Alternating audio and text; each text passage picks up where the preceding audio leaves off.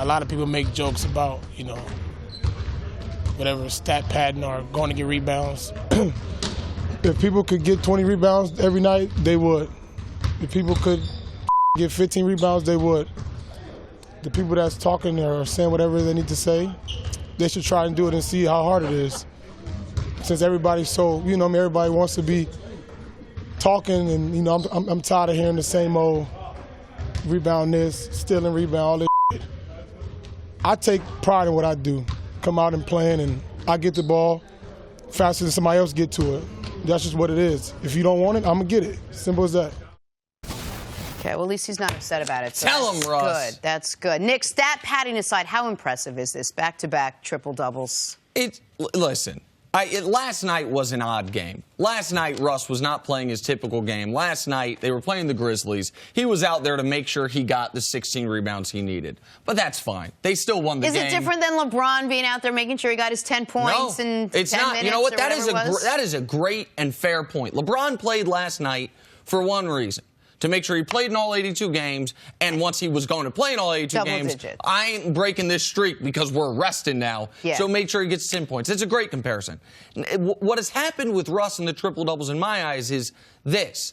Last year, Russ averaging a triple-double because it was so new and because we thought for a long time it would never be done again. The reason people know Oscar Robertson's name more than they know Elgin Baylor's name, it's not because Oscar was a wildly better player than Elgin. It's because Oscar has something that was attached to him.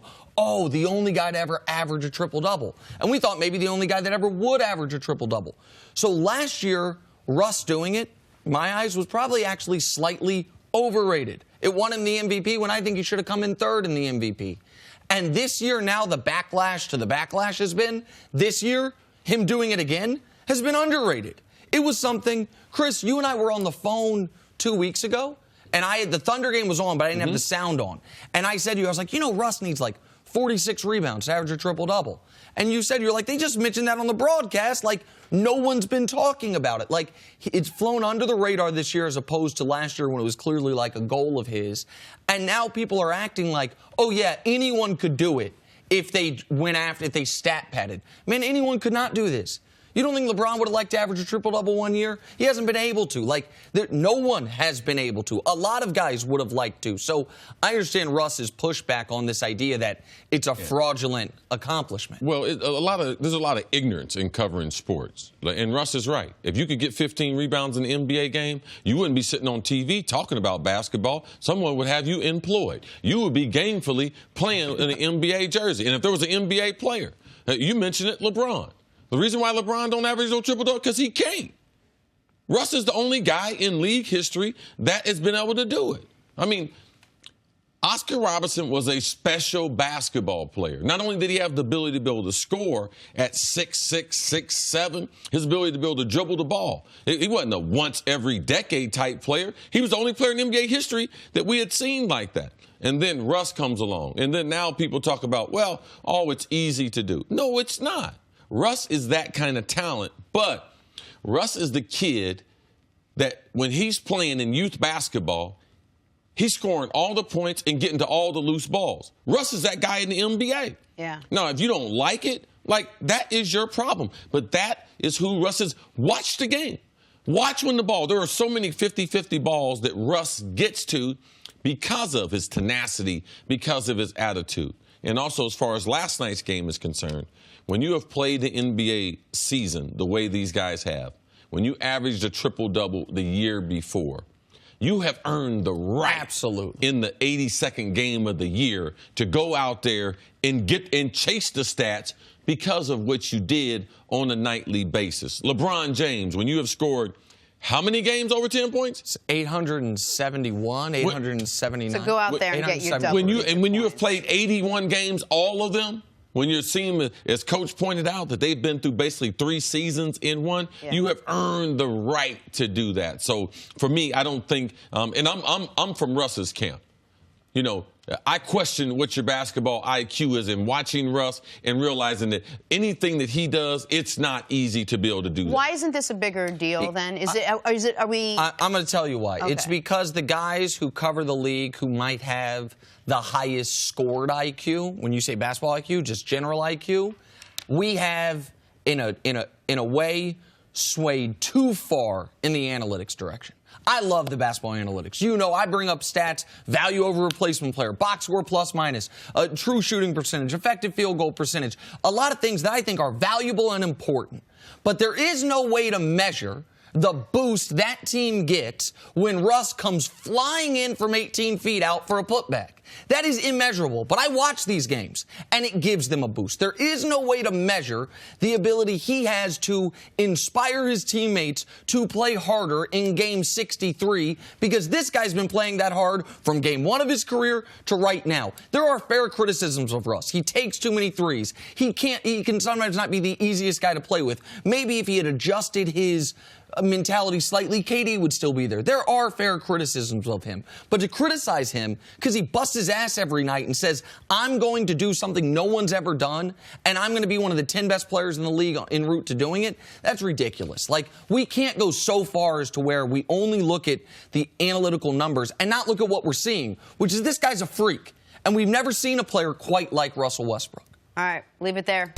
A lot of people make jokes about, whatever stat padding or going to get rebounds.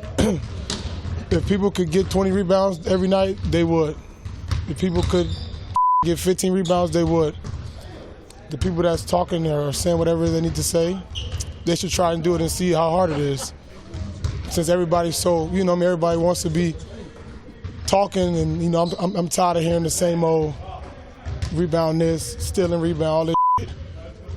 I take pride in what I do. Come out and playing, and I get the ball faster than somebody else get to it. That's just what it is. If you don't want it, I'm going to get it. Simple as that.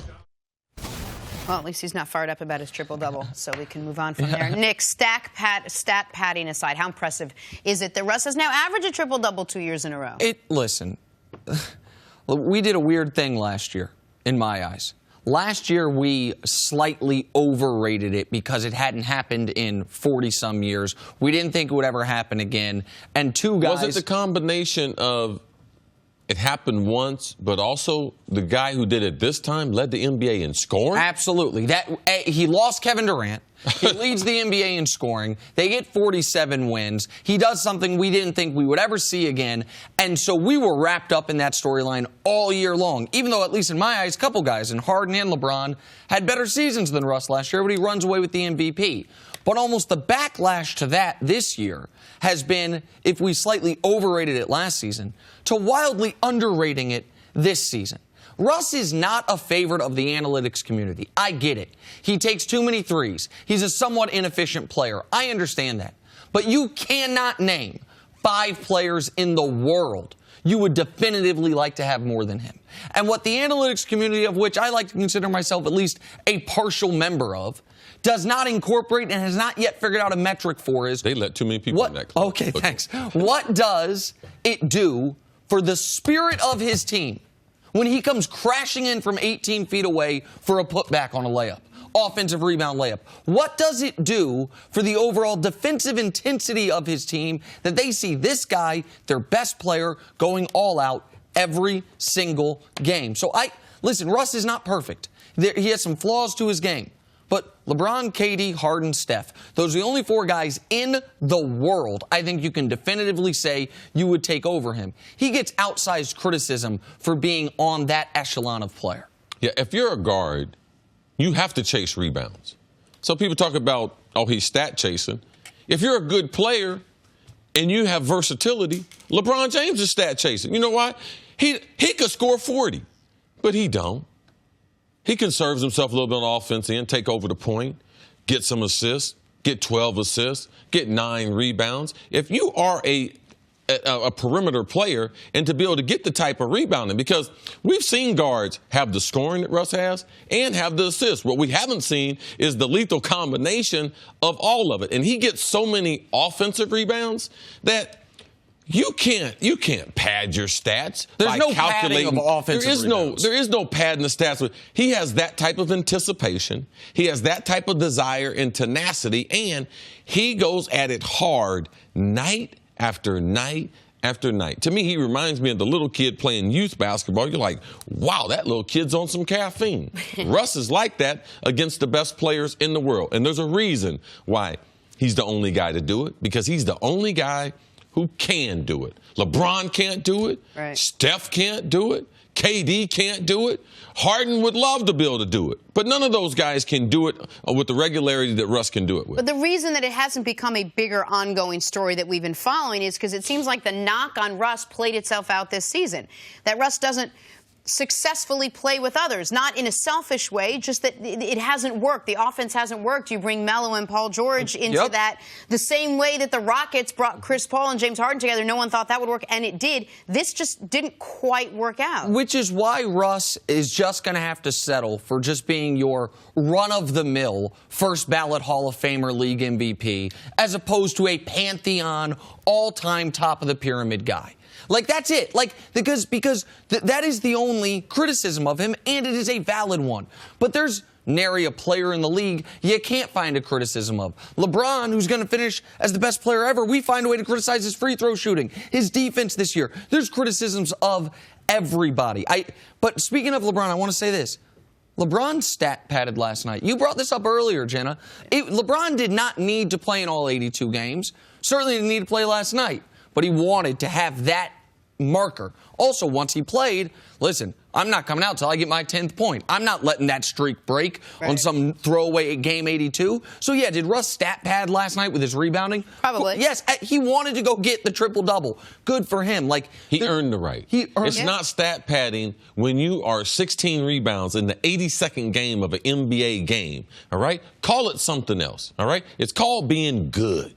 All right, and that's part of the criticism. They don't like Russ's attitude. They don't like the way he answers questions. They don't like what happened between him and KD. So they try to poke holes in his game. He's one of the greatest players that we've ever seen play the game. And we haven't seen a player play, and I've been watching the NBA for a long time, that plays harder than him. So if playing hard matters, if being talented matters, that's who Russell Westbrook is. And if showing up to work every night matters. Yeah, Absolutely. That would matter. You should need to put that in your in your quiver. OKC faces off against Utah in that first round. Thanks for watching. Subscribe here to get the latest from the show. Also, be sure to check out more of the best clips from First Things First, or go watch a few segments from our other shows on FS1.